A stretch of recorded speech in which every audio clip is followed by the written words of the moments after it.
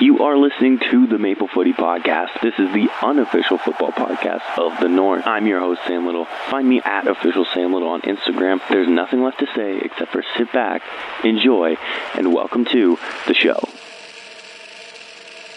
Welcome to a very special edition of the Maple Footy podcast, a two-part special for my Euro predictions episodes. Yes, it is a two-parter, and I have some hopefully great, predictions lined up just for you. I will be predicting who's going through from each group, and who might go far, who may crash out a bit early throughout both these episodes. I'm going to sprinkle in some predictions for player of the tournament, young player of the tournament, keeper of the tournament. Going to be bold, predict the team of the tournament. Obviously, I probably won't get any of them right, but we'll try my best. And yeah, going to predict who's going to win, of course. This episode is going to include action from Group A to C, and the next episode will be D to F. With all that being said, let's get into this. The competition will kick off Friday, June 14th, where Germany, the host nation, will take on Scotland. The other two teams in this group are Switzerland and Hungary. And is it just me, or does it feel like Germany and Hungary will always face each other at the Euros? I'm pretty convinced that that's what happens every single time these Euros come around. I'm not complaining. They're usually pretty good games, but yeah, just something I noticed. So starting off with Germany, one of the stronger German sides we've seen in the last few international tournaments, in my opinion. A team that consists of Bundesliga invincibles, Champions League finalists, Champions League winners, and Pascal Gross. I'm kidding. I actually do rate Pascal Gross. I just think it's funny to see a Brighton midfielder lining up with some absolute greats of the game. But shout out to him. I'm a big fan, so I hope he has a good tournament. And I think in goal, it's gonna be Manuel Neuer. He's been the German goalkeeper for 14, 15 years at this point. Even though he's kind of had a little bit of a dip in form recently, but I mean, hey, you have Neuer, you might as well use him, right? Poor Andre Ter Stegen. Thoughts with him because he's over 30 now and is still yet to be the German number one. Kind of spoiled, huh? Imagine having Neuer and Marc-Andre Ter Stegen and having to choose between which one's going to be your starting goalkeeper. And then looking at the defense, it looks pretty solid despite not bringing Hummels or Sula. But they will have Rudiger, Schlotterbeck, and Tah for those center back positions. Definitely not bad options. Rudiger is one of the best center backs at the competition, where Tah is coming off of a season of his life with Bayer Leverkusen. You also have Joshua Kimmich, who will be starting at right back, I presume.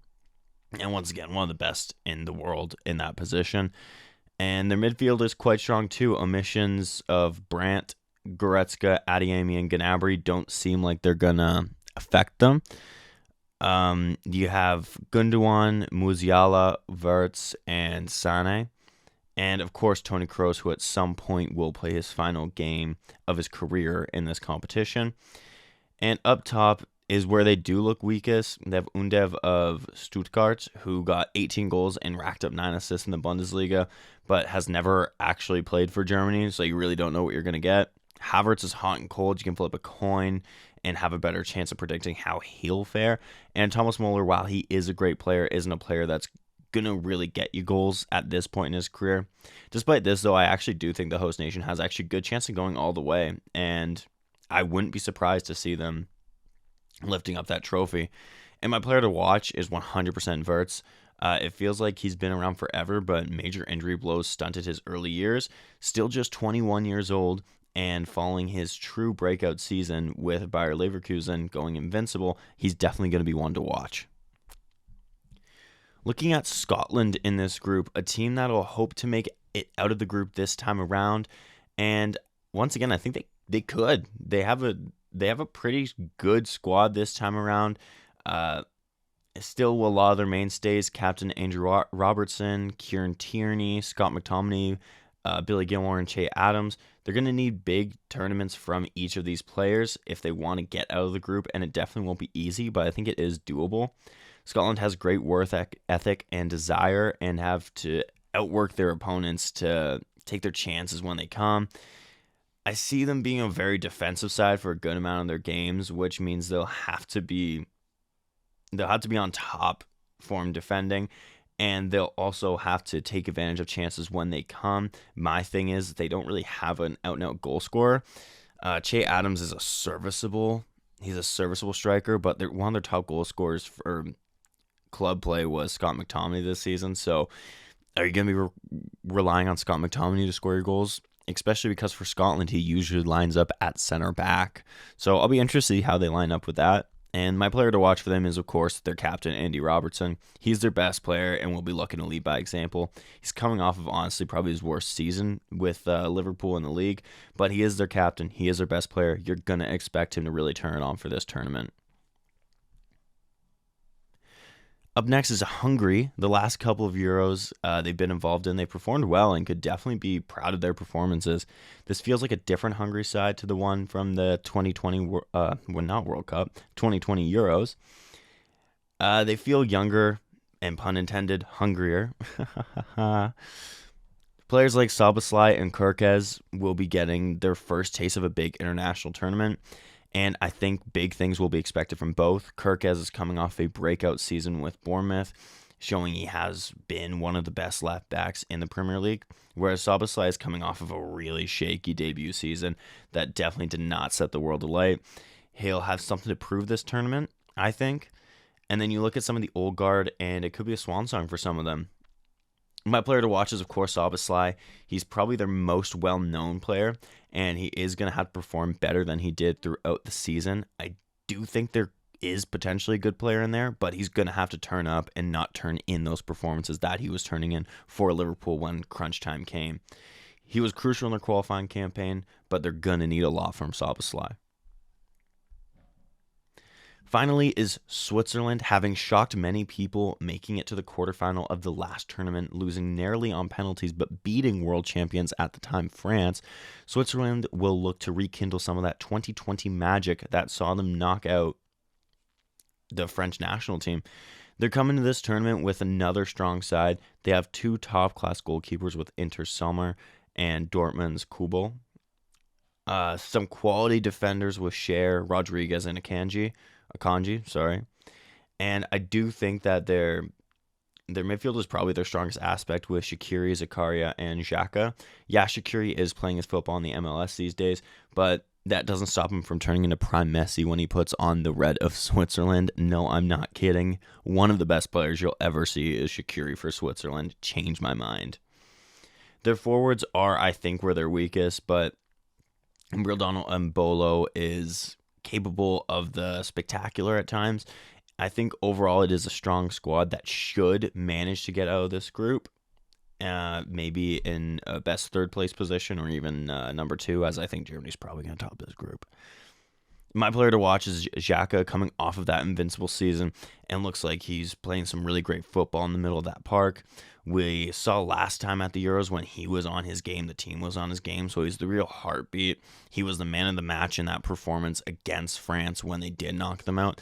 So definitely a lot is going to be relying on the performance of Xhaka. My final standings for this group, I have Germany first. I'm going to go bold. I'm going to say Scotland second. I just have a feeling about them getting out of this group, and I think that they're going to do it. Is this going to come back to bite me? Probably. Number 3, I have Switzerland, but I have them as one of the 4 best third-place finishes, which will see them get through the knockouts. And then in last place, I do have Hungary. I'm just not sure they have enough, but I could be proved wrong, and honestly, it wouldn't be the first time. Moving into Group B, you have the group of death, in my opinion. Spain, Croatia, Italy, Albania. Ooh, that's a tough group, isn't it? But my God, we're going to be blessed with games, aren't we?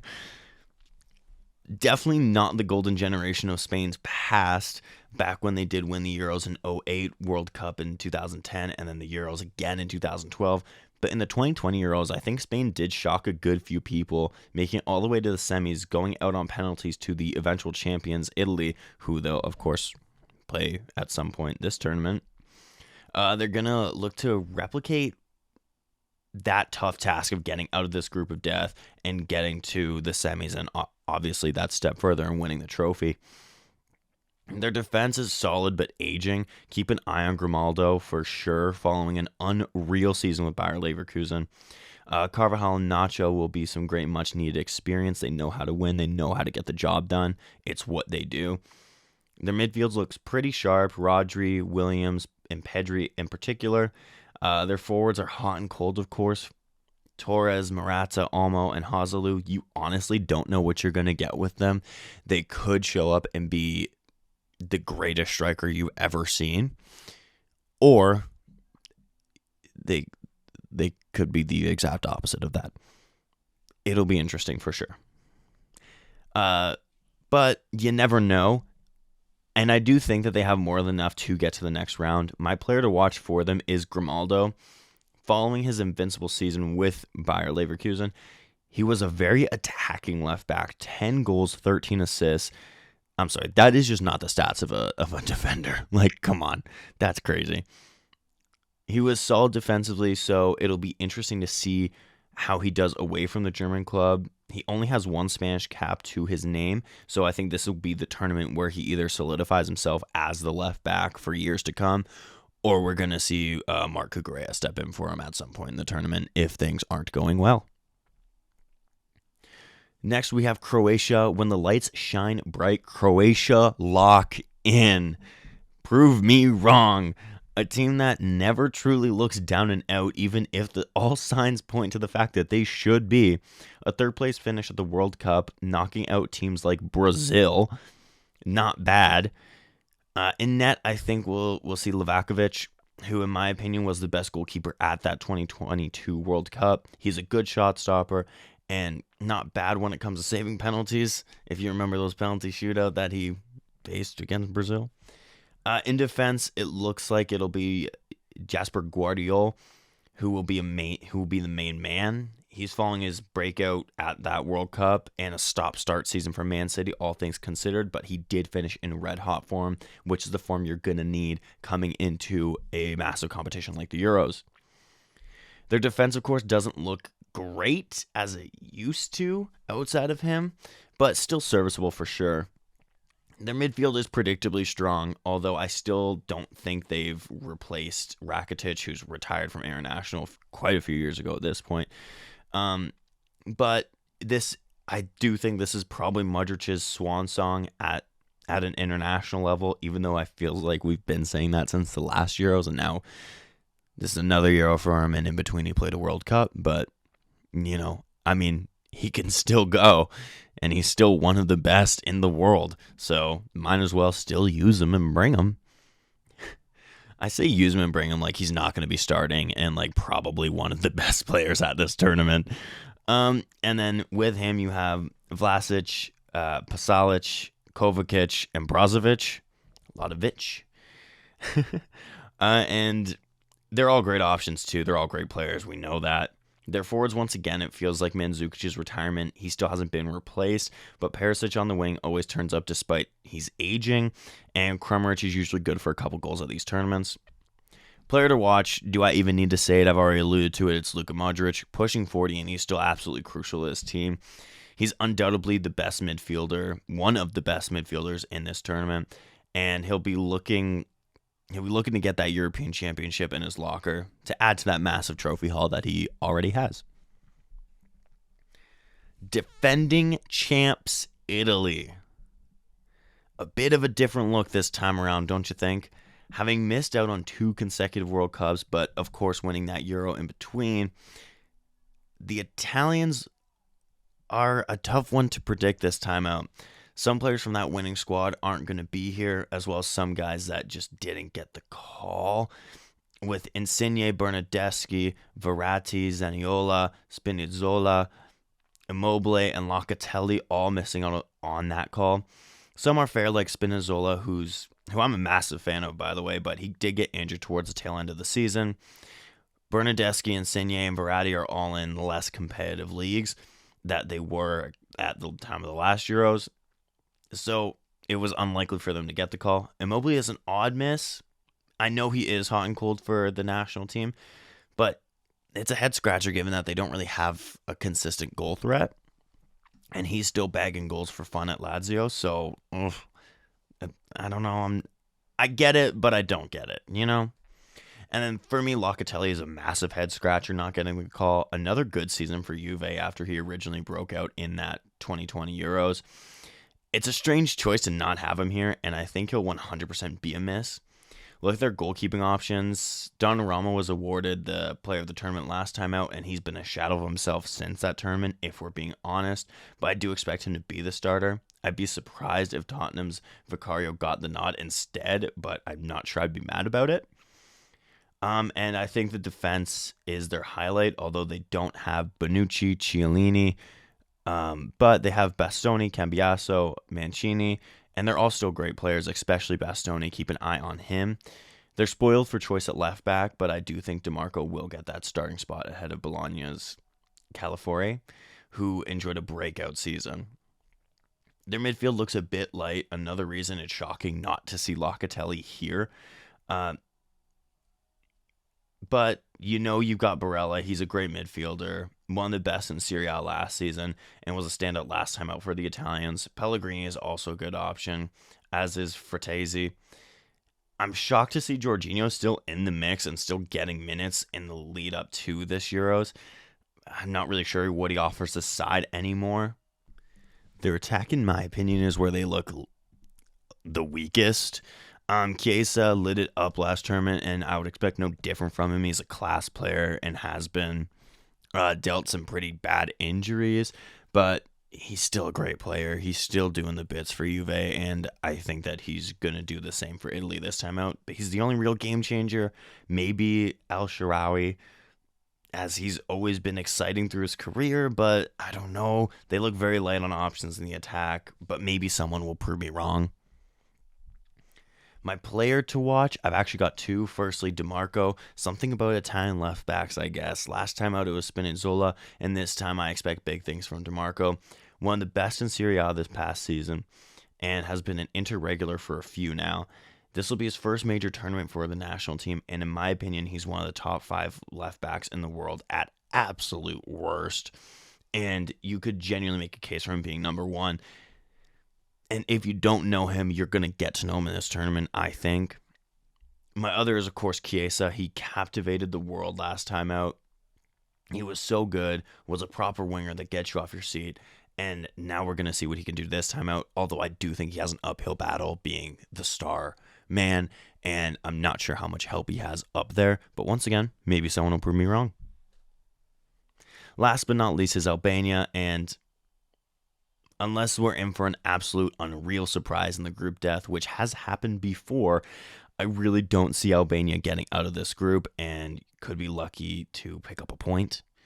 Now, I'm not going to sit here and pretend I know a ton of the Albanian players, but I will say it would be pretty cool to see them get through this group. My player to watch would be Broja. I'm most familiar with his game, and as a summer move looms for him, I could definitely see him trying to impress. I'm really sorry to Albania, but I don't really know many of your players. I'm very sorry. So my rankings for this group are Spain in first, Croatia second, Italy third, but I think they do enough to get a best third place finish to get to the next round. And then in fourth is Albania. Hello. I'm interrupting my own program for a little break in the action with, you guessed it, even more action. I'm going to try my best to predict the young player of the tournament, the top assist provider of the tournament, best keeper, and top goal scorer. Other award predictions will be in my next episode, including who I think will win. So don't miss part 2, okay? Promise? Pinky swear? I'm going to assume you did, okay? Alright, let's go. So young player, I've whittled it down to 4 guys. I'm going to say Cole Palmer, Mykhailo Mudryk, Florian Wirtz, and Jamal Musiala. And I'm going to go with Wirtz on this one. I think he's going to have a big tournament, and all of those guys I think will be crucial for their team's success. And I'm going to hop into some of those guys a little bit more when I talk about them. But yeah, Wirtz is my choice. I think all those guys have big tournaments ahead of them, of course. But Cole Palmer, for me, it's up in the air as to how much he's going to be used. If he can replicate his club form and is used, then I think he's definitely a claim. Mykhailo Mudryk, really is just for me. This one's for me. I really want to see him do really well this tournament, and I'll talk more about him in part 2 when we talk about Ukraine. Musiala was phenomenal last time out the Euros, probably Germany's best performer. The World Cup, not the Euros. The World Cup. My apologies. But, yeah, so then you have guys like Camavinga, who I think will also have a good tournament. He's young, but he's not the flashiest of players, so typically they don't usually get that. But moving into top assist provider, I'm going to go with someone a bit of left field, quite literally.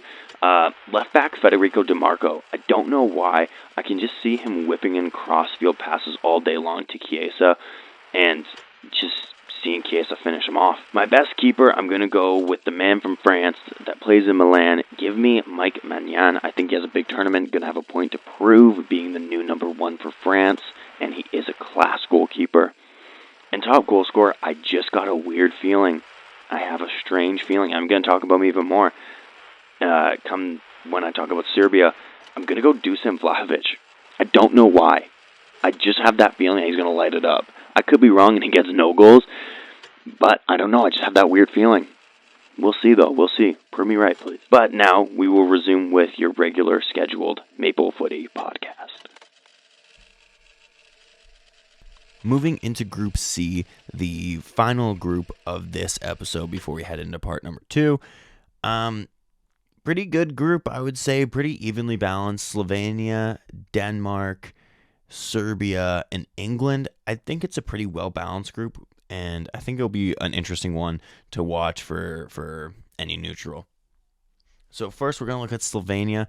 Definitely a bit of a wild card, as they're not the strongest team in my opinion, but they have some top-class players sprinkled through the squad. Of course, I'm talking about Jan Oblak, who will be the starter as the goalkeeper, one of the best in Europe for the last decade, and Slovenia will need a big tournament from him if they want to go far. Their defense has a few boys from the Serie A who are going to need to be on their A game. Sampdoria's Stojankovic and Udinese's Bajol. I'm so sorry to them if I'm messing up their names. It is good to see some MLS representation with Orlando City's Bricalo there. In midfield is another Udinese boy with Sandy Lovrich, and I think everyone will be happy to see the former Atalanta player and legend Ilic, who has struggled with some personal issues very publicly, and it's just great to see him back in this tournament, and I honestly hope he has the tournament of his life. A man who's bound for a big move as well is Sesko, who's been linked with some of Europe's elite. I know Chelsea made contact, but since I've written my notes, apparently he's signed a new deal according to Fabrizio Romano, so he may not get that big-time move this summer because I had him pegged on for a move after this Euros, and alas, he went out and signed a new deal with his club RB Leipzig. So, thanks, Sesko. I'm kidding. Congratulations on the new deal. My player to watch is, of course, Sesko. He is probably the most exciting player right now, and as I had mentioned, there was contact that was apparently made with Chelsea, but of course now that's kind of all gone up in smoke if he does sign that new deal. Doesn't mean he won't ever get the move, just probably won't happen this summer. But regardless, I think he will be the player to watch. Going to be looking to bag some goals, impress, and yeah, just show that he's the guy that everyone's been talking about. Up next is Denmark, the true dark horse of the 2020 campaign, and they're going to look to replicate what they did last time out. In goal, I do expect to see Kasper Schmeichel. It will most likely be his swan song, and credit to him, one of the best goalkeepers at the tournament last time out, and almost always comes up big for the Danes in one way or another. Their defense is pretty strong. You have guys like Vestergaard, Anderson, Christensen, and Kjær all in the squad, and I think big things are expected from them. The midfield also looks pretty good, with starman Christian Eriksen still doing the work for the Danes. Then you have Højbjerg, who will be looking for a summer move after this tournament, after his contract just ran out with Tottenham.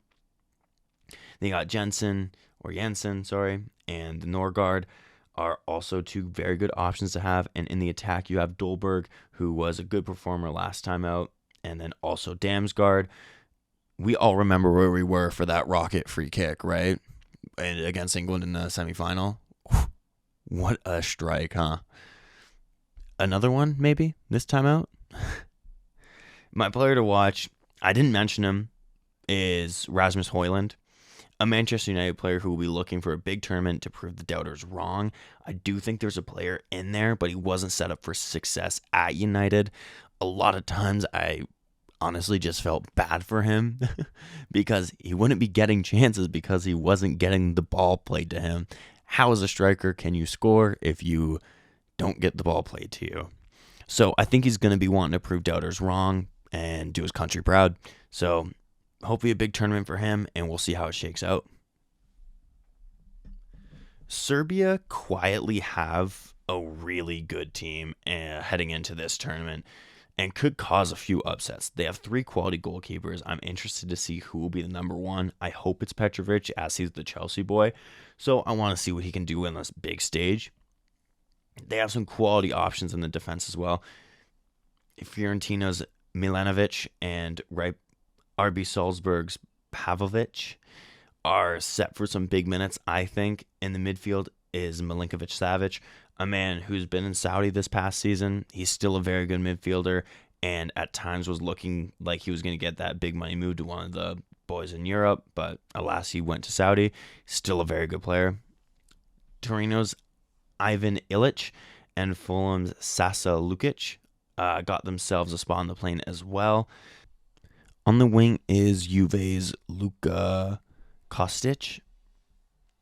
And I think he's going to get some important minutes. And in the attack, you still have some quality.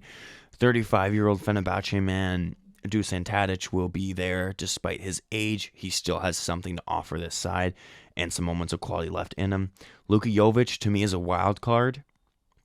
And Alexander Mitrovic is always good for a few goals in a big tournament. Juventus's Dusan Vlahovic had a coming-of-age season and will try to carry that into the Euros. My player to watch, speaking of the devil, is Dusan Vlahovic. He had an underrated season with Juve, one of the better strikers in Europe, I thought, that never really got his due this season, and he finished the season red hot. I think the table is set for him to do some really big things here, and I'm expecting some pretty big things from him. I just have a feeling he's going to bag a good few goals. Kind of like a Patrick Schick of last tournament. Kind of just came out of nowhere and just boom, bag some goals. And I think that's what he's going to do this time out. So we'll see. Hopefully he proves me right because I'll look pretty smart. And of course, lastly, rounding out this group and this episode, England. Last time out, they were runner-up, and will they have a better time out this time? I'm no betting man, but if I was, I would bet they're not going to win it.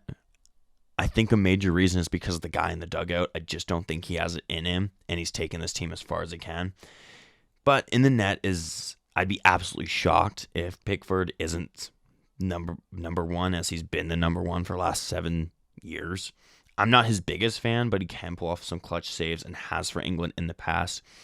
I don't think you'll have much competition from Ramsdale or Henderson. England's defense looks pretty weak in my opinion. I think guys not being selected like Tomori, Branthwaite, and Tarkowski was definitely a choice from Southgate. We'll see how it pans out. Obviously, Harry Maguire has struggled with injury, so that's why he's not there. But yeah, not the strongest England defense you'll probably see. Stones is injury prone and it could be question marks around him as he just came off in their last friendly, potentially with injury. Keep an eye on that. It could be nothing. It could have been precautionary. It could have been tactical. I don't know.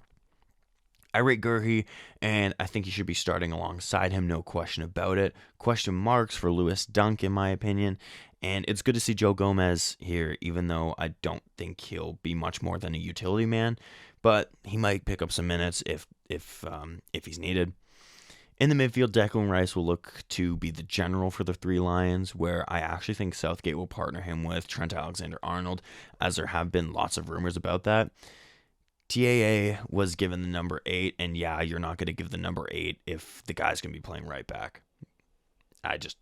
He's going to be in the midfield, isn't he? and he's been listed as a midfielder throughout this entire process. So I think we have the answer. We cracked it, guys. The rest of the midfield are looking pretty strong. Kobe Mainu is young, but a great choice, no doubt. Finished the season very strong. I think Gallagher offers something different, and I'm a big fan of him, honestly.